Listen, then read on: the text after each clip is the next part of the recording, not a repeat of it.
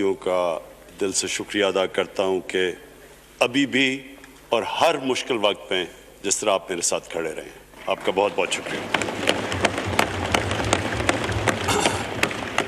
मैं अपने पार्लियामेंटेरियंस, अपनी टीम का, मैं आपका शुक्रिया अदा इस तरह करता हूं कि मैंने जो आपकी कल शाम को जो आपके हालात देखे तो मुझे ये एहसास हुआ कि आप सबको बड़े दिल से तकलीफ़ थी कि जो हमारा वो सेनेट का ये इधर हफीज़ शेख के इलेक्शन में जब हारे हैं, तो मैं जो आप सबको देखा तो मुझे बड़ा अच्छा लगा। मुझे एक टीम आप में नज़र आई और इंशाअल्लाह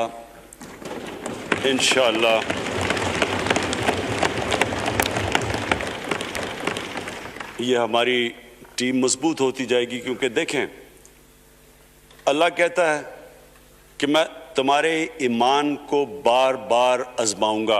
अल्लाह कुरान शरीफ में हमें कहता है। वो क्यों कहता है? वो आपके ईमान को आजमाता है मजबूत करने के लिए। जब आप एक मुश्किल वक्त से निकलते हैं आप और मजबूत हो जाते हैं। अल्लाह ने एक इंसान को एक ऐसा चीज़, एक ऐसा उसका जो सबसे बड़ी जो उसकी मखलूक है, अशरफुल मखलूकात, उसको जो अल्लाह ने बनाया है, उसके अंदर उसने एक कंडीशन लगा दी है कि अगर आपने बड़ा इंसान बनना है तो मुश्किल वक्त का सामना करो, रेजिस्टेंस के साथ जाओ। जिस्म हमारा ये है, जिस्म को हम भारी वेट उठाते हैं, जिस्म तकड़ा हो जाता है। ज़हन को जितना हम आजमाएंगे और आजमाइशों में डालेंगे, सबसे बड़ा जो पावर हाउस है वो हमारा ज़हन है, वो और तकड़ा हो जाता है, इंसान तकड़ा हो जाता है। पार्टी भी तब तकड़ी होती है जब वो मुश्किल वक्त से निकलती है। आपने किसी को तबाह करना है तो उसको आराम की ज़िंदगी दे दो, वो तबाह हो जाता है, डिके कर जाता है इंसान। तो मैं अपनी पार्टी को आज खराज तहसीन पेश करता हूँ कि आप इस मुश्किल वक्त से निकले। बड़े मुझे इंडिविजुअल MNAs का पता है कि उन्होंने कितनी कोशिश की यहाँ पहुँचने के लिए, आज इस वोट के लिए। तो मैं और मुझे कईयों की तबीयत भी ठीक नहीं थी, तो मैं आप सबका आज शुक्रिया अदा करता हूँ। आज मैं अपनी पार्लियामेंट्री पार्टी के साथ भी, और जो मेरी आवाम आज ये देख रही है, मैं उसके सामने जो बात रखना चाहता हूँ वो ये कि देखें, हमें ये कभी भूलना नहीं चाहिए कि ये पाकिस्तान क्यों बना था। वो एक अंग्रेजी का एक फ्रेज है कि नेशंस विदाउट विजन डाई। कौम का जब अपना मकसद अपने नजरिए से पीछे हटती है, मर जाती है कौम। कौम में किसी मकसद के लिए बनती है। हम अपने वो जब तक वो पता नहीं हमें हम अपने बच्चों को नहीं बताएंगे, खुद हम जो आज लीडरशिप है, मेरा गलती से हाथ इधर चला गया, इधर तो इधर की लीडरशिप मैं कह रहा हूं, जो हमारी लीडरशिप है उसको पता होना चाहिए कि ये बहुत बड़ा अजीम ख्वाब था पाकिस्तान का। इलामा इकबाल को नहीं पता था कि अगर पाकिस्तान बनेगा तो आज जिस तरह हमारे 20 करोड़ मुसलमान हिंदुस्तान में रह जाएंगे, तो वो तो सारे पाकिस्तान में नहीं आ सकते थे। तो इलामा इकबाल का क्या वजह थी पाकिस्तान बना ख्वाब देखने की? उनकी वजह ये थी कि हमने एक दुनिया को मिसाल देनी थी, कि असल में एक मॉडल बनाना था कि असल में एक इस्लामी रियासत क्या होती है। और वो बेस किसके ऊपर कर रहे थे? पाकिस्तान की इस्लामी फलाई रियासत जो हमारी ऑब्जेक्टिव रेजोल्यूशन में है, नबी सल्लल्लाहु अलैहि वसल्लम की मदीना की रियासत, जो उनकी सुन्नत थी, जो दुनिया की तारीख की पहली फलाई रियासत बनी थी, जिसमें बहुत बड़े बड़े मॉडर्न, जो आज के प्रिंसिपल्स, वो प्रिंसिपल्स तय किए गए थे, वो रियासत बनी थी।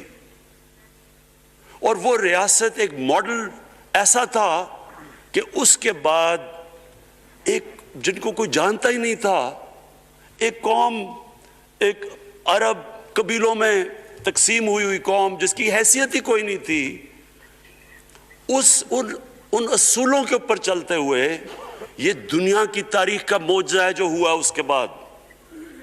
ये मैंने शफकत महमूद को कहा भी है कि हमारे बच्चों को हर स्कूल, चाहे वो इंग्लिश मीडियम, चाहे उर्दू मीडियम, चाहे दीनी मदरसे, सबको 8, 7, 8 और 9 क्लासेस में बाकायदा सब्जेक्ट पढ़ाएं कि नबी सल्लल्लाहु अलैहि वसल्लम की जो जिंदगी थी और जो मदीना में किया वो क्या थी।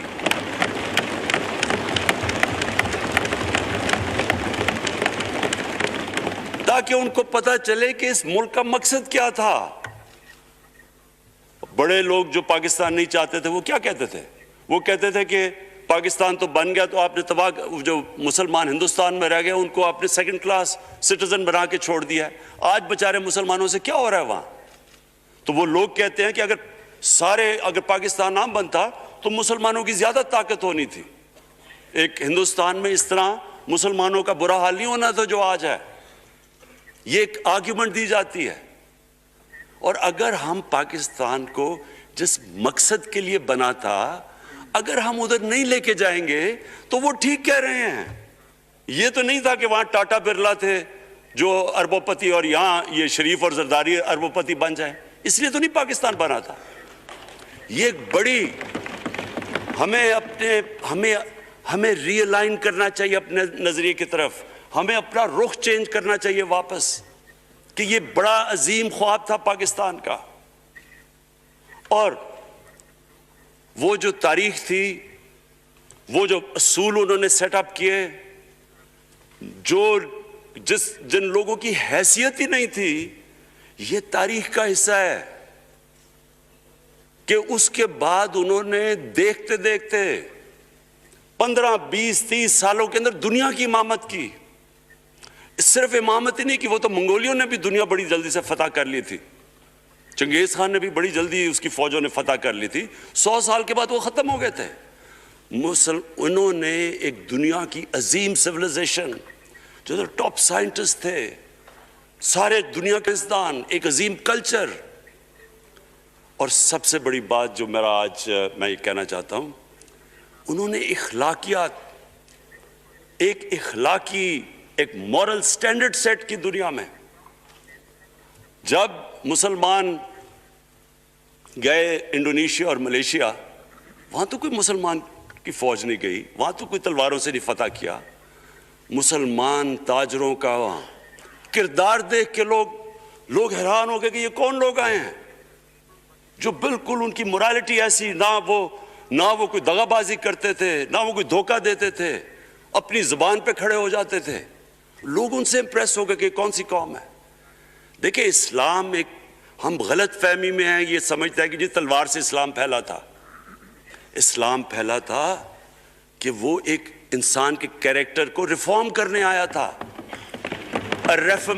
हम जब अल्लाह से मांगते हैं, हम नमाज में एक ही चीज मांगते हैं कि अल्लाह उनके रास्ते पे लगा जिनको तूने नेमतें बख्शी, उनके नहीं जो गलत तबाही के रास्ते पे चले गए। सिर्फ नमाज में हम ये चीज मांगते हैं, हर रोज हम पढ़ के ये मांगते हैं।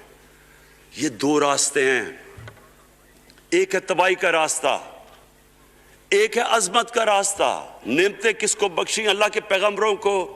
और जो दुनिया का सबसे अजीम इंसान, जो दुनिया का सबसे अजीम लीडर, जिसको अल्लाह ने सबसे ज्यादा नेमतें बख्शी, हमारे नबी सल्लल्लाहु अलैहि वसल्लम। ना कभी इस तरह का इंसान आया, ना कभी आ सकता है। तो हमें रास्ता बताया कि एक उनका रास्ता है और एक दूसरा रास्ता है, तबाही का रास्ता है। और वो जो उनके रास्ते पे चलता गया, वो एक अजीम इंसान बनता गया। एक किताब है, मैं अपने लोगों को रिकमेंड भी करता हूं कि दी अरब कॉन्क्वेस्ट, वो पढ़ने वाली किताब है। उसमें बताते हैं कि जब मुसलमान एकदम देखते देखते दुनिया में फैल गए, तो कोई एक आदमी नहीं था। एक तो बड़े अजीम सिपह सलार था खालिद बिन वलीद, लेकिन वो जो भी बनता था वो जनरल अजीम बन जाता था। वो उस किताब के अंदर लिखी अंग्रेज ने है। वो कहते हैं इसकी कोई एक्सप्लेनेशन नहीं है कि ये कैसे सारी दुनिया पे छा गए। ना इनके पास कोई लेटेस्ट वेपन्स थे, एक तरफ रोमन्स थे, दूसरी तरफ पर्शियंस थे, वो तो सुपर पावर्स थे, हथियार तो उनके पास थे। ना इनके पास हथियार, नंबर्स में भी वो ज्यादा थे, उनकी फौजें भी ज्यादा थी, लेकिन वो सारी दुनिया पे फैल गए और एक ऐसा सिविलाइजेशन बना कि ज्यादातर तो मुसलमान नहीं थे, वो भी उनको मानते थे, क्योंकि उनकी इखलाकियात, उनका अदल और इंसाफ का निज़ाम, उनका कैरेक्टर, उसकी वजह से लोग आए हैं। यहाँ जो हिंदुस्तान में इस्लाम फैला है, ये हमारे जो बड़े बड़े बुजुर्ग थे, दाता साहब, बुल्ले शाह, निजामुद्दीन औलिया और बाबा फरीद, ये लोग थे। इनको लोग देख के, इनके किरदार से, इनके इंटेलेक्ट, इंसानियत से लोग मुसलमान हुए। तो हम आज, मैं जो ये सेनेट इलेक्शन हुआ है, मैं अपनी कौम को यहाँ, यानी मुझे शर्मिंदगी होती है स्पीकर साहब कि हम वो किधर वो ख्वाब और किधर बकरा मंडी बनी हुई है एक लोगों को खरीदने के लिए, और सबके सामने।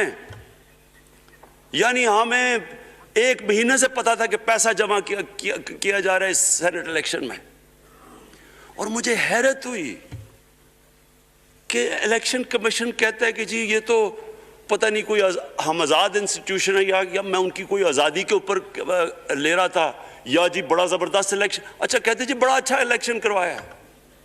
ये मुझे और इससे तो मुझे और सदमा हुआ है कि अगर ये इलेक्शन अच्छा आपने करवाया है तो पता नहीं बुरा इलेक्शन क्या होता है।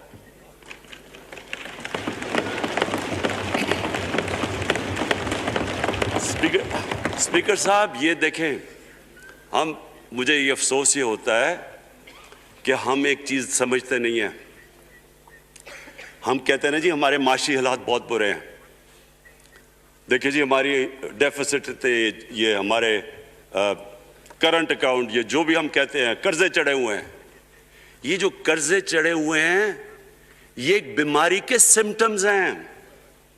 बीमारी कुछ और है। इखलाकी तौर पे हमारी कौम को तबाह किया है, फिर माशी तबाही आती है।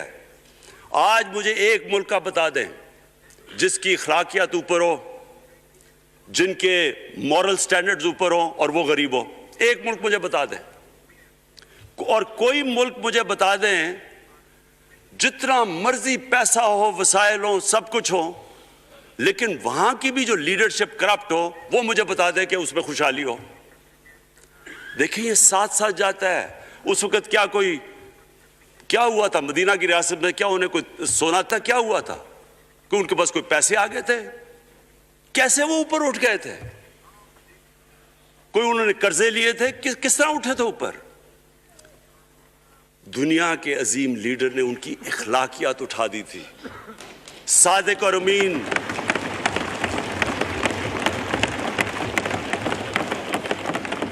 एक कौम, उन्होंने हमें बताया, हमें कुरान में अल्लाह हुक्म करता है कि उनकी सुन्नत पे चलो। अल्लाह जब हमें कहता है उनकी सुन्नत पे चलो, क्या हम अल्लाह को कोई फायदा पहुंचा सकते हैं? हमारी बेहतरी के लिए कहता है। कुरान शरीफ में सब कुछ हमारी बेहतरी के लिए अल्लाह ने, ये तुम्हारे लिए बुक ऑफ गाइडेंस है हमेशा के लिए, और ये हमारी बेहतरी के लिए है। तो वो जब हमें कहता है कि नबी सल्लल्लाहु अलैहि वसल्लम के रास्ते पे चलो, वो हमारी बेहतरी के लिए कहता है। और मैं, जिसने इस उम्र में सारी दुनिया देख लिया है, स्पीकर साहब, मैं आपको बताऊं, मुझे तकलीफ होती है देख के। जब मैं ये मगरबी मुल्कों में जाता हूँ, स्कैंडिनेविया में, स्विट्जरलैंड में, आप वहाँ के अखलाकी स्टैंडर्ड्स देखें, उनकी मॉरल स्टैंडिंग्स देखें, शर्म आएगी आपको कि जो हमारे मुल्क में हो रहा है। और ये जो सेनेट का इलेक्शन हुआ है, आपको अफसोस होगा कि हम वो किसकी उम्मत हैं, हम किसकी उम्मत हैं, किसके नाम पे पाकिस्तान का मतलब क्या, ला इलाहा इल्लल्लाह, उस पे ये हमारा मुल्क बना था। और आज देखें, एक करप्ट आदमी, दुनिया में साबित किया हुआ करप्ट आदमी आसिफ जरदारी, दुनिया में उसके ऊपर लिखा हुआ है कि मिस्टर 10%, मजमून लिखे हुए हैं, फिल्में बनी हुई हैं उसके ऊपर। और उस मुल्क में लोग कहें जी एक जरदारी सब पे भारी, क्या कि वो रिश्वत देता है इसलिए सब पे भारी हो गया? क्या ये है हमारा मुल्क? दूसरी तरफ देखें, दूसरी तरफ यहां बैठे हुए हमारा लीडर नवाज शरीफ। और नवाज शरीफ एक डाकू, मुल्क को 30 साल से लूट के मुल्क से बाहर भागा हुआ है, झूठ बोल के बाहर भागा हुआ है। सारे मुल्क के सामने हमें कैबिनेट में हमने 6 घंटे में बताया जी उसको ये भी बीमारी है, उसको ये भी बीमारी है, उसको ये भी बीमारी है, वो शायद वो जहाज पे भी ना चढ़ सके, वो शायद मर जाएगा। शीरीन के आंसू आ गए कैबिनेट में, और शीरीन के आंसू आने आसान काम नहीं है स्पीकर साहब। तो हमने उसको वहां जैसे वो जहाज पे चढ़ा, जैसे वहां गया वो एकदम ही तब्दील, और आज वहां जाके तकरीरें कर रहा है, वहां बैठ के स्कीमें कर रहा है, वहां बैठ के प्लानिंग करके जी उसे इतना पैसा दो, उधर इधर पैसा खिलाओ।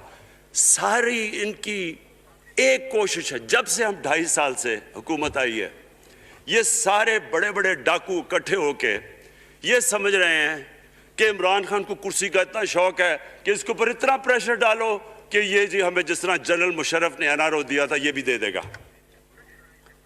जनरल मुशर्रफ, फौज उसके नीचे, अदलिया उसके कंट्रोल में सारी। मैं क्योंकि मैं इधर मेंबर पार्लियामेंट था तब, ऑपोजिशन ना होने के बराबर, जो ऑपोजिशन के अंदर जो मेन आदमी था फजल रहमान, वो उसके साथ मिला हुआ था, वो 2 नंबर हमेशा से था, राइट। और वो आदमी जिसके पीछे अमेरिका उनकी जंग लड़ रहा था, सब कुछ, वो इनके प्रेशर में आके इन दोनों को एनआरओ दिया, और इतना बड़ा इस मुल्क के ऊपर उसने जुर्म किया है। इन दोनों ने आके एनआरओ लेके दोनों हाथों से मुल्क लूटा। उसके बाद दोनों ने इस मुल्क के ऊपर 4 गुना ज्यादा कर्जा चढ़ाया। स्पीकर साहब, 6,000 अरब से हमारा कर्जा जो टोटल लायबिलिटीज 30,000 अरब पे पहुंचा दी। आज हमारे ऊपर क्या मसला है? हमें ये कर्जों की किस्तें देते हुए बेचारे लोगों के ऊपर बोझ डालना पड़ता है। ये जो महंगाई है इसके बाद मैं भी बाद में बात करता हूं, लेकिन मैं पहले ये बात कंप्लीट कर लूं कि देखिए स्पीकर साहब, मैं ये 2.5 साल से तमाशा देख रहा हूं। यहां पहले दिन प्राइम मिनिस्टर बन के प्राइम मिनिस्टर तकरीर करने जा रहा है, खड़े होकर तकरीर नहीं करने दी। क्यों तकरीर नहीं करने दी? क्योंकि उनको पहले दिन से डर था कि ये हमारे जो करप्शन के केसेस ये माफ नहीं करेगा। करप्शन के केसेस हमने नहीं बनाए थे स्पीकर साहब, ये सारे इनके दौर के केसेस बने हुए हैं इनके ऊपर। आपस में तो इनका मुकमुका था, अपना नैब का चेयरमैन आपस में मिलकर केसेस इनके बंद कर रहा है। अदलिया उस वक्त की अदलिया वो इनके हाथ में थी, इनको तो मसला ही कोई नहीं था। वहां $60 मिलियन आसिफ जरदारी का स्विट्जरलैंड में पड़ा हुआ है, वो जज कह रहा है कि वापस लेके आओ। वो यूसुफ रजा गिलानी जो यहां से सेनेटर बना है, वो पाकिस्तान का $60 मिलियन पड़ा हुआ है स्विट्जरलैंड में, वो जज कह रहा है कि वापस लेके आओ। वो कहते नहीं जी मैं नहीं खत लिखता। भाई आपके बाप का पैसा था, पाकिस्तानी कौम का पैसा था, उसके ऊपर वो डिस्क्वालीफाई हो जाता है। वो ऐसे फिर है जिस तरह नेल्सन मंडेला का डिस्क्वालीफाई हो गया।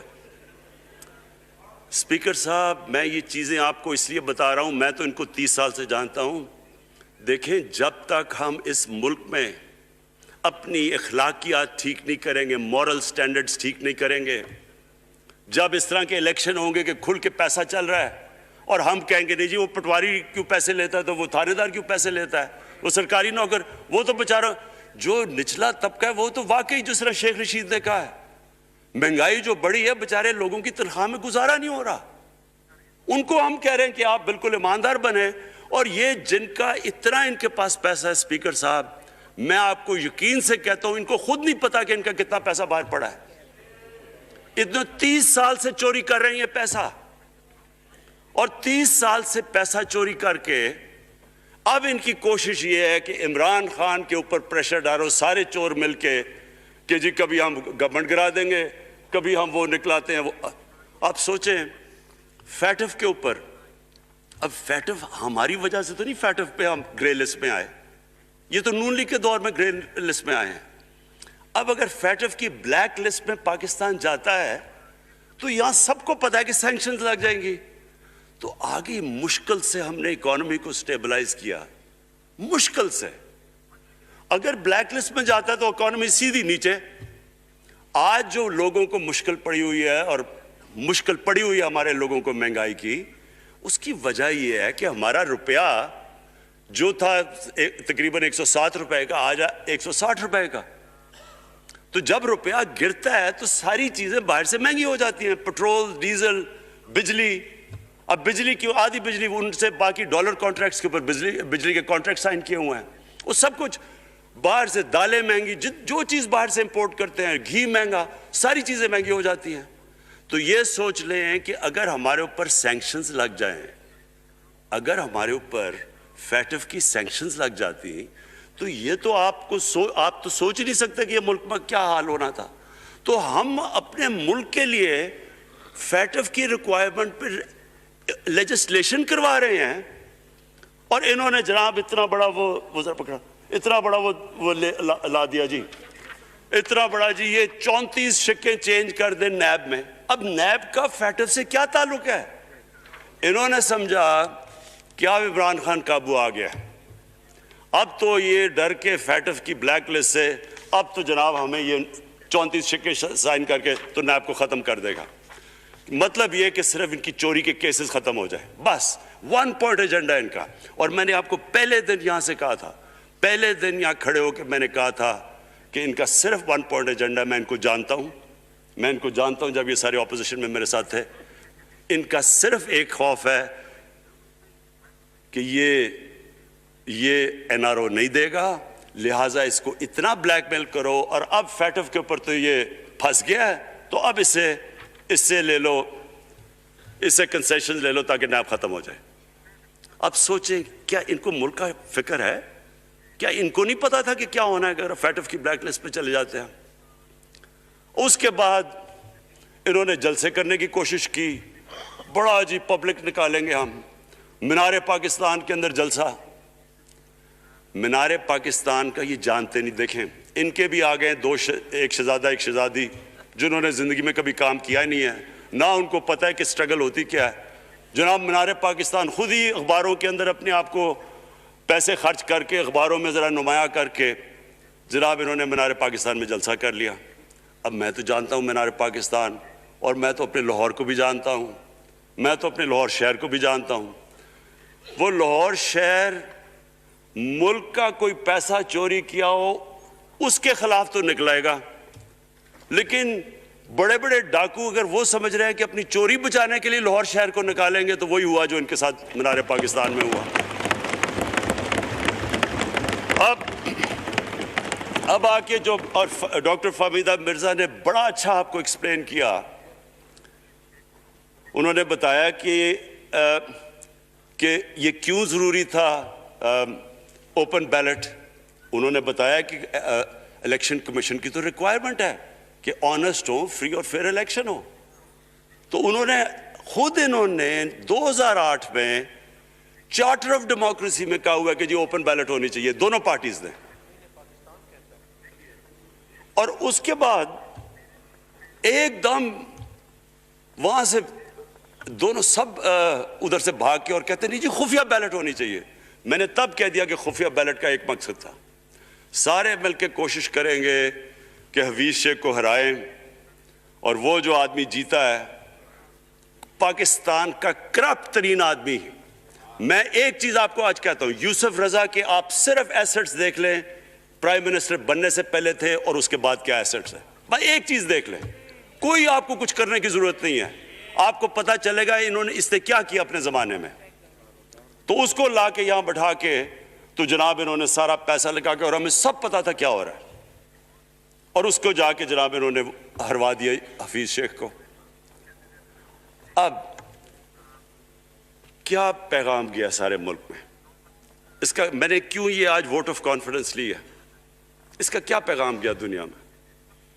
सारे लोगों के सामने ओपन हॉर्स ट्रेडिंग, लोगों को रातों को कॉल कर रहे हैं, या मैं तो खास दाद देना चाहता हूं, मेरे मेंबर्स बैठे हैं, ख्वातीन बैठी हैं जिनको कॉलें गई हैं रात कि जी 2 करोड़ से रेट शुरू होगा, हम अब आपको आगे पैसे देंगे। इनको सारों को पैसे ऑफर कर रहे हैं। और फिर अगर मैं सिर्फ इलेक्शन कमीशन को एक चीज कहना चाहता हूं, आप मेहरबानी करें, पाकिस्तान की एजेंसी से सिर्फ एक सीक्रेट ब्रीफिंग लें, आप इनको अंदाजा होगा कितना पैसा चला इस इलेक्शन के अंदर, पता चलवाएं क्या हुआ इस इलेक्शन में, ताकि आप इस तरह की स्टेटमेंट ना दें कि जी हमारी कोई आज़ादी ख़त्म कर रही है। मैं आपकी आज़ादी ख़त्म कर रहा हूं ये कह के आपके कि ये जो इलेक्शन में हुआ है। स्पीकर साहब, मैं आज इस ओकेजन के ऊपर, क्योंकि मुझे इस पे काफ़ी, मैं 2.5 साल ये बड़ी चीज़ें बर्दाश्त करता रहा हूँ, और मैं इसलिए सब्र से करता रहा हूँ क्योंकि मुल्क इतना हमारा मुश्किल में है। जो हमें टाइम मिला जब मेरी गवर्नमेंट आई, मैं आपको यकीन से कहता हूँ कि सारी ज़िंदगी मेरी तो स्ट्रगल में गुजरी। जो भी आप इंसान किसी चीज़ में कम्पीट करता है, अगर आपने मुल्क में अपने सबसे टॉप 11 खिलाड़ियों में पहुँचना है तो एक बहुत सारे मुल्क में मुकाबला करके आप वहाँ पहुँचते हैं, उसमें बड़ी स्ट्रगल होती है, ऊंच नीच होती है बड़ी। और फिर अगर आपको दुनिया के लेवल पे आपको अपना, अगर आपको मनवाना है, उसकी और एक स्ट्रगल होती है। और मेरी उससे ज़्यादा बड़ी स्ट्रगल थी कि एक आदमी जाके हॉस्पिटल बनाने की कोशिश करे, और वो भी कैंसर हॉस्पिटल, तो एक वो बहुत बड़ी स्ट्रगल थी। फिर पॉलिटिक्स में लंबी स्ट्रगल रही है। अकेला थोड़ा से लोगों के साथ शुरू हुआ था, और स्ट्रगल करके 14-15 साल तो मजाक उड़ता था मेरा, सारे हंसते थे जब नाम सुनते थे मेरा। तो एक स्ट्रगल करके यहाँ पहुँचा हूँ। जो ये 2.5 साल में स्पीकर साहब मैंने स्ट्रगल की है, ये मेरी ज़िंदगी की सबसे मुश्किल स्ट्रगल थी। और क्यों मुश्किल थी? क्योंकि जो ये 10 साल में, मैं इसको डेकेड ऑफ डार्कनेस कहता हूँ, एक एक इन्होंने इदारा तबाह किया। सिर्फ 10 साल पहले इदारों के हाल देख लें, कोई उदारा उठा लें, PI ले लें, रेलवे लें, स्टील मिल 8 अरब रुपए का प्रॉफिट लेके बैठी हुई थी। 8 अरब रुपया स्टील मिल में प्रॉफिट था जब तक कि जरदारी ने हाथ नहीं मारा उसको। अपना वो रियाज लाल जी फ्रंटमैन रख के हमारे सामने, मेरे पास आए लोग चेंबर वाले, उन्होंने कहा जी ये स्टील मिल सस्ती बिलेट्स उसको भेज रहा है, उसके थ्रू पैसे दे रहा है, वो स्टील मिल आज बंद पड़ी है।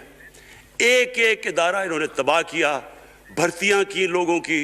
वो इदारे इतने बड़े बड़े हो गए हैं कि वहाँ पेंशन ही इतनी आ गई है कि कुछ बचता ही नहीं है सैलरीज और पेंशन के बाद के इदारे को ठीक कर सके। एक एक इदारा तबाह किया।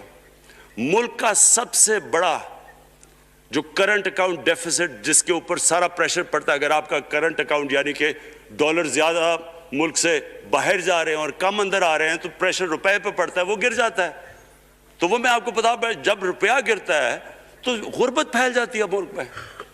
तो सबसे बड़ा current account deficit, fiscal deficit जो कि आपकी आमदनी और खर्चे, वो बड़ा डेफिसिट, सारे इदारे खसारे में।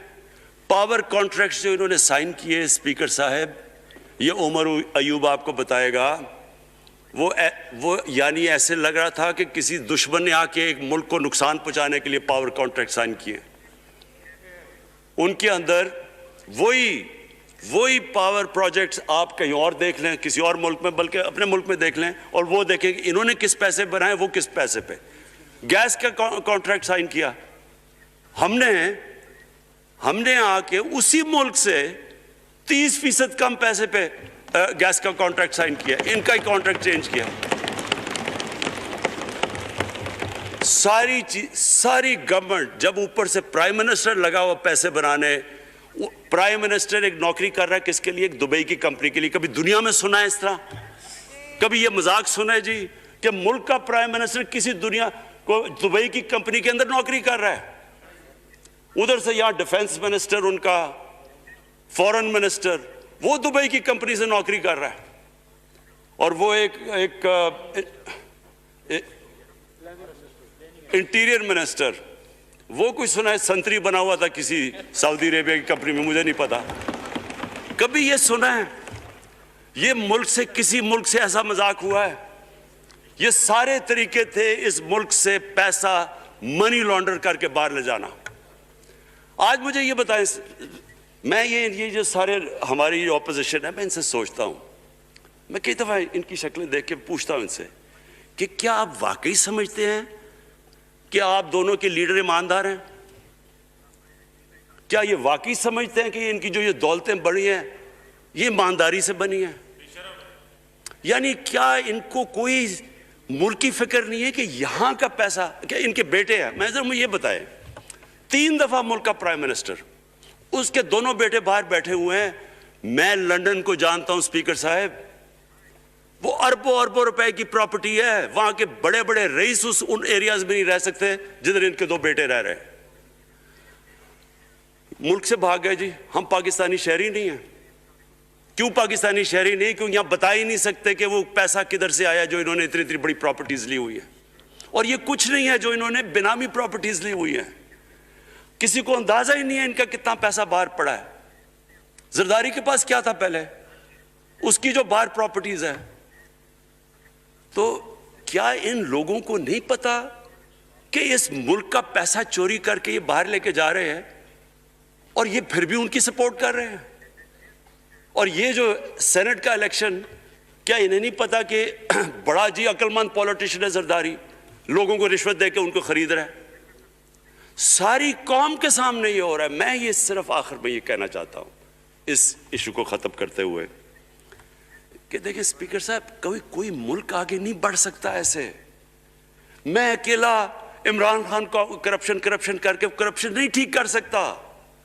मैं अदलिया को, क्या केसेस तो अदलिया में है या नैब के अंदर है, मेरा तो उनके ऊपर कोई कंट्रोल नहीं है।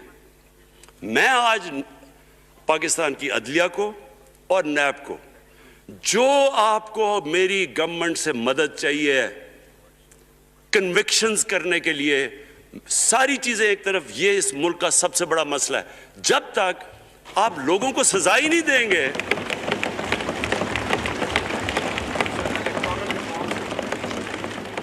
जब तक लोगों को सजा ही नहीं मिलेंगी। देखें जी, किसी माशरे में जब सजा और जजा ही नहीं है, सिर्फ गरीब आदमी जेल में जाए, ताकतवर जलसे करने शुरू हो जाए कि जी मुझे एनआरओ दो, वो नैब के अदालत से निकलते हैं, फूल फेंक रहे हैं उनके ऊपर। अरबों रुपए की चोरी की हुई है उन्होंने। वो तो स्पीकर साहब, मैं एक माशरा करप्शन के खिलाफ लड़ता है। आप जितने मर्जी कानून बना दें, वो करप्शन के खिलाफ, वो करप्शन नहीं खत्म कर सकते। माशरा फैसला करता है कि हमने इस मुल्क में करप्शन नहीं होने देनी। माशरे की अखलाकियात ऐसी होनी चाहिए कि जो करप्ट आदमी हो वो कभी उसकी शक्ल ना दिखा सके पब्लिक के अंदर।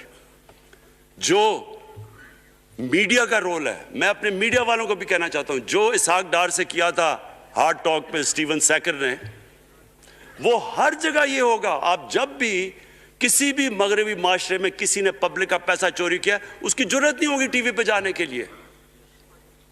मैंने तो वहां देखा हुआ है, बड़े बड़े नाम, एक धब्बा लगता है आपके ऊपर करप्शन का केस, आप सारे मीडिया से बाहर हो जाते हैं। यहां हर रोज शाम को बैठ के अरबों रुपए की करप्शन की हुई है, उनको किसी ने कत्ल किए हुए हैं, और आराम से बैठ के जनाबा में लेक्चर दे रहे होते हैं। स्पीकर साहब, माशरा लड़ता है, इसके अंदर हमें सबको मिलके अपने मुल्क को अगर बचाना है, माशी तौर पे भी बचाना है, पहले हमें अपने अखलाकी स्टैंडर्ड्स ठीक करने पड़ेंगे। सारे मुल्क को मिलके लड़ना पड़ेगा। अगर हमने अपने बच्चों के मुस्तकबिल को बचाना है, अपनी आने वाली जनरेशन्स को बचाना है, इस मुल्क को एक अजीम मुल्क बनाना है, तो वो शुरू होगा जब हम मदीना के रियासत के सबसे बड़े असूल अदल और इंसाफ, क्योंकि इंसाफ और अदल जब एक माशरे में आ जाता है, जब एक माशरा खड़ा हो जाता है मेरिटोक्रेसी के ऊपर, जब एक माशरे में सिर्फ एक जो करप्ट है, जितना मर्जी ताकतवर हो वो जेल में जाता है और आम आदमी ऊपर आ सकते हैं, वो माशरा तब आगे बढ़ता है। तो मैं सिर्फ इसके ऊपर ये कहना चाहता हूं कि मुझे सारी कौम की इसमें मदद की ज़रूरत है। मैं अपनी सारी ज़िंदगी कोशिश कर चुका हूं और करता रहूँगा। मैं तो अपनी पार्टी को ये भी कहा था कि अगर मेरी पार्टी सारी भी छोड़ दे, मैं अकेला भी इनके खिलाफ लड़ता रहूंगा। मैं तो कभी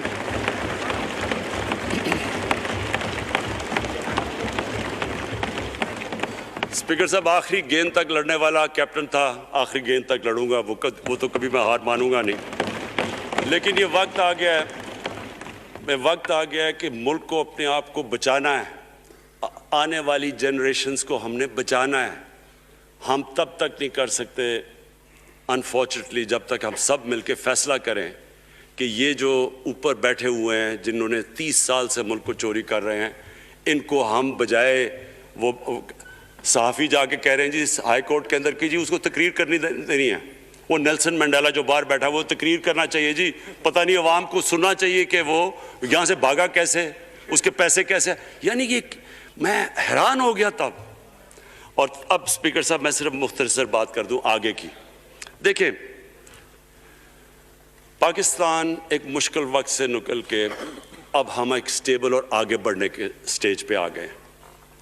हमारी अल्लाह का शुक्र है, जो सबसे मुश्किल चीज़ होती है करंट अकाउंट, बड़ी देर 17 साल के बाद 5 महीने पाकिस्तान का जो करंट अकाउंट है वो सरप्लस पे चला गया। यानी हमारे जितने मुल्क में डॉलर्स आ रहे हैं और जितने बाहर जा रहे हैं, अल्लाह का करम है ज़्यादा डॉलर्स आ रहे हैं। हमारा रुपया खुद ही, हम पैसे नहीं लगा रहे इसको, खुद रुपया स्ट्रेंथ गेन कर रहा है।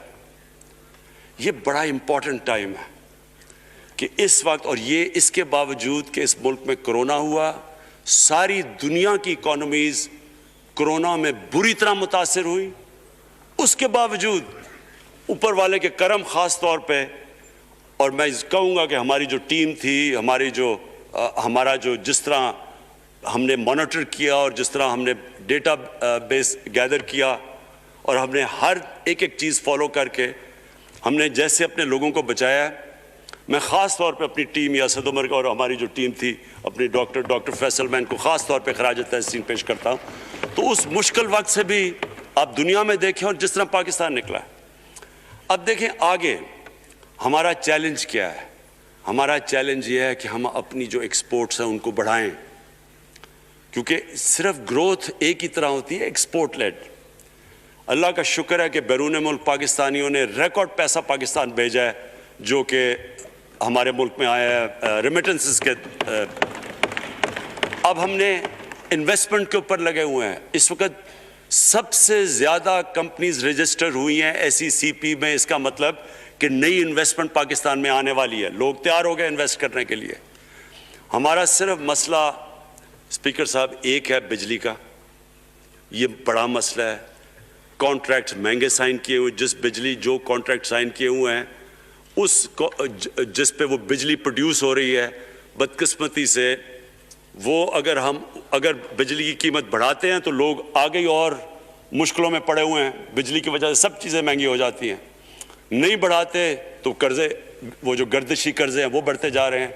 हमारा एक ये चैलेंज है, इसके ऊपर सिर्फ अपनी कौम को बताना चाहता हूँ कि बाकायदा हम हर तरीका सोच रहे हैं कि हमने इसमें से कैसे हमने अपने लोगों के ऊपर बोझ कम करना है।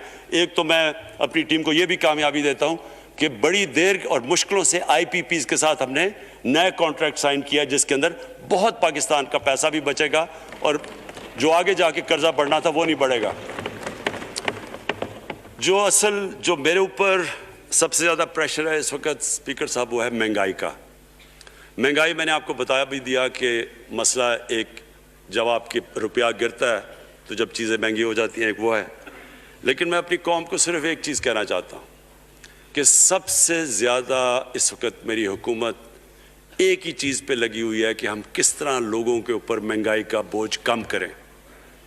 इसके लिए हम बड़ी बड़ी चीज़ें आपके सामने लेके आएंगे आने वाले दिनों में, जिसमें कोशिश ये है कि हम अपने मुल्क में जो सारा निचला तबका है इनको सब्सिडाइज़ करें, अपने एहसास प्रोग्राम के ज़रिए इनको डायरेक्टली हम फंड करें। ये इंशाल्लाह आपके साथ आएगा। अभी मैंने एक्सपेरिमेंट एक और शुरू कर दिया, वो 1 हफ्ते तक अभी ट्रायल पे है कि हम एक प्रोग्राम लेके आ रहे हैं, कोई भूखा ना सोए। हमने ख़ास किचन्स बनाए हैं, एरियाज़ चूज़ किए हैं जिधर सबसे ज़्यादा भूख है, ताकि हम कम से कम जब तक हमारी मुल्क उठता है ऊपर, हम कम से कम उन तक खाना पहुँचाएँ कि हमारे मुल्क में कोई भूखा ना सोए। और ये पूरी मैं कैंपेन शुरू करने लगा हूँ। हेल्थ कार्ड पंजाब के अंदर और पख्तूनख्वा की गवर्नमेंट को तो मैं ख़ास मुबारक देता हूँ कि उन्होंने सारे अपने पख्तूनख्वा के लोगों ने ख़ानदानों को कवर कर लिया हेल्थ इंश्योरेंस से। ये बड़े बड़े अमीर मुल्कों में भी ऐसा नहीं होता कि हर एक ख़ानदान के पास 10 लाख रुपए की इंश्योरेंस होगी, किसी भी अस्पताल में जाके अपना इलाज करवा सकें। मैं ख़ास तौर पे महमूद खान और आपकी कैबिनेट को मुबारक देता हूँ। पंजाब क्योंकि बहुत बड़ा है, उन्होंने भी फैसला कर लिया है। उस्मान बुज़दार आपकी और आपकी टीम को मैं ख़ास मुबारक देता हूँ कि इस साल के एंड तक वो सारे पंजाब के अंदर हेल्थ कार्ड पहुँचा देंगे। ये एक आम आदमी के लिए सबसे बड़ी, कम से कम जैसे जैसे हम अपने मुल्क को उठा रहे हैं तो कम से कम हम लोगों की बुनियादी ज़रूरियात पूरी करें। और जो किसान हैं जी, किसानों के लिए एक बड़ा ज़बरदस्त प्रोग्राम लेके आ रहे हैं। इसके ऊपर भी हमने बड़ा ब्रेनस्टॉर्मिंग की है कि कैसे हम किसान की मदद कर सकते हैं। प्रॉब्लम तो हमारे पास ये है ना कि जितना हम पैसा इकट्ठा करते हैं, आधा पैसा कर्ज़ों की किस्तों पे चला जाता है, तो पैसा कम बचता है। लेकिन हमने फैसला किया किसानों के ऊपर हम ख़ास जोर देने लगे हैं ताकि वो बाद में मैं बात करूँगा। तो दो चीज़ें और जी, देखिए, कौम समझती है ना कि अब हम कैसे ये जो कर्जे हमारे ऊपर चढ़े हुए हैं इनसे कैसे निकलना है। इससे सिर्फ एक ही तरीका निकलने का कि हम अपने मुल्क में दौलत के अंदर इजाफा करें, वेल्थ क्रिएशन करें। इसके लिए हम क्या करने जा रहे हैं? इसके लिए हमने मेगा प्रोजेक्ट्स बनाए हुए हैं। एक है रावी सिटी लाहौर, दूसरा इस वक्त एक वॉल्टन के ऊपर एक हम बिजनेस सेंटर बनाने लगे हैं लाहौर का, वो बहुत मेगा प्रोजेक्ट है। और फिर तीसरा जो है एक जजीरा बंडल आइलैंड कराची से थोड़े 1-2 किलोमीटर के फासले पे। इनसे ये क्यों करने जा रहे हैं, मैं सिर्फ लोग समझे कि क्यों। एक तो ये हमारे शहर फैलते जा रहे हैं, जितना शहर फैलता जाएगा ना आप उनको सीवरेज दे सकते हैं, ना पानी दे सकते हैं, ना सफाई कर सकते हैं। तो जो दुनिया के मॉडर्न सिटीज़ हैं वो ऊपर जाते हैं, यानी वो बिल्डिंग ऊपर जाती है, बजाय अगर आप फैलते जाएं तो मुश्किल हो जाता है सर्व करना। तो एक तो मॉडर्न सिटीज़ पहली दफ़ा बना रहे हैं पाकिस्तान में इस्लामाबाद के बाद। एक वो रावी सिटी, वो बहुत ज़रूरी है। उससे लाहौर का जो पानी नीचे जाता जा रहा है वो हम वहाँ बैराज बना के पानी उसका बचाने लगे हैं। और दूसरा माहौलियात के लिए वहाँ हम बहुत बड़े पैमाने पे अर्बन फॉरेस्ट और दरख्त उगाने लगे हैं, क्योंकि वहाँ लाहौर में बहुत बड़ा प्रॉब्लम है उसका। वही बंडल आइलैंड का भी मकसद ये है कि वहाँ सारा सीवरेज जा रहा है कराची का, उसकी सीवरेज को ट्रीट करें और एक मॉडर्न सिटी बनाएं, बजाय कराची फैलते फैलते हैदराबाद पहुँच जाए। एक पूरी ऊपर सिटी बनाएं जो एक मॉडर्न सिटी हो। तो लेकिन इसका असल मकसद ये है कि इससे पैसा जनरेट होगा, अरबों खरबों रुपया हम जनरेट करेंगे और उस पैसे से हम फिर ये कर्जे वापस करेंगे। और दूसरी चीज़, बाहर से इन्वेस्टमेंट आएगी। बैरून मुल्क पाकिस्तानी जो सबसे बड़ा मुल्क का असास है, वो बाहर आके वो इनके अंदर इन्वेस्ट करने के लिए तैयार है, इन बड़े बड़े प्रोजेक्ट्स के अंदर। और जैसे फॉरेन एक्सचेंज आएगा, हमारे रिजर्व्स बड़े होंगे, हमारा रुपया स्टेबल होगा और इससे जो वेल्थ क्रिएशन होगी, इससे हम फिर अपने कर्जे वापस करेंगे। उसके अलावा 50 साल के बाद 2 बड़ी डैम्स बन रही हैं। पाकिस्तान की तारीख में सिर्फ 2 बड़ी डैम्स थी, अब ये 2 और बादशाह डैम और ममन डैम बना रहे हैं। ये इंशाल्लाह इनके ऊपर काम शुरू हो गया है। लेकिन मुझे जो आखिर में बात कहनी है स्पीकर साहब, वो ये कि पाकिस्तान को आगे बढ़ने से कोई नहीं रोक सकता इंशाल्लाह।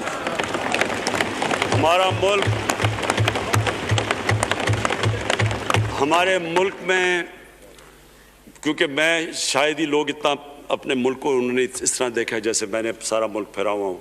अल्लाह ने हर किस्म की नेमत दी है। इस मुल्क में जो पोटेंशियल है शायद ही किसी मुल्क में है। इसका जो लोकेशन है जियो स्ट्रेटेजिक, वो भी शायद ही किसी मुल्क के पास है। 12 मौसम अल्लाह ने दिए हुए हैं, यहाँ ऊपर से लेकर नीचे तक कुछ भी उगा सकते हैं। ज़रख़ेज़ ज़मीन है जिसको हम सही तरह इस्तेमाल नहीं कर पा रहे क्योंकि हमारी सारी प्रोडक्टिविटी बड़ी कम है, टेक्निक्स बड़ी पुरानी है। चाइना के साथ मिलकर उस तरफ भी हम जा रहे हैं कि अपनी प्रोडक्टिविटी बढ़ाने के लिए।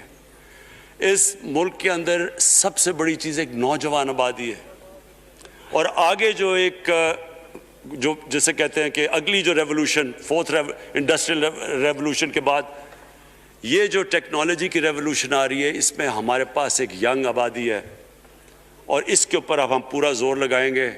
और इंशाल्लाह ये जो हमारी आबादी है, ये ही एक यंग आबादी पाकिस्तान को उठा देगी अगर हम इनको सही माने में टेक्निकल एजुकेशन दे दें।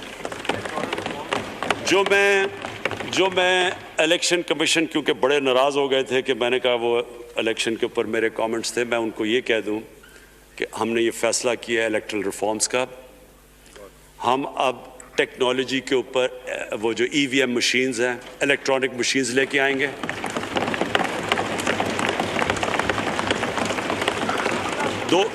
दो चीज़ें कर रहे हैं। ओवरसीज़ पाकिस्तानीज़ के लिए आप पूरे लगे हुए हैं कि ओवरसीज़ पाकिस्तानीज़ भी वोट डाल सकें, और दूसरी चीज़ इलेक्ट्रॉनिक मशीन्स लेके आ रहे हैं। और क्योंकि ये इलेक्ट्रॉनिक मशीन्स के बगैर हमें इलेक्शंस नहीं करने चाहिए, नहीं तो जो हारता है वो कहता जी धांधली हो गई। हमने उस तरह का सिस्टम लेके आ रहे हैं कि अमेरिका के अंदर जब डोनाल्ड ट्रंप ने कहा कि इलेक्शन में धांधली हुई है, सारे उन्होंने जब इलेक्शन खोला तो एक भी वो नहीं साबित कर सके धांधली हुई, क्योंकि इलेक्ट्रॉनिक मशीन्स थी, उनके पास वो सिस्टम था। इंशाल्लाह वो सिस्टम लेके आ रहे हैं ताकि हमेशा के लिए आगे से ये चीज़ ख़त्म हो जाए कि जो हारा था वो हार मानेगा, जो जीतेगा वो जीत। जिस तरह के इंशाल्लाह हमारी हुकूमत करेगी, जिस तरह के एज कैप्टन पाकिस्तान दुनिया की क्रिकेट की तारीख में पहली दफ़ा न्यूट्रल अंपायर्स मैं लेके आया था। बहुत बहुत शुक्रिया। 178 की भारी अक्सरियत से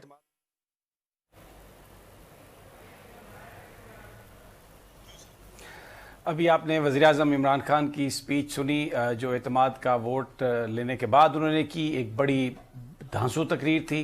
इस दफ़ा उन्होंने माजी की निस्बत 2 ज़्यादा ले लिए, 178।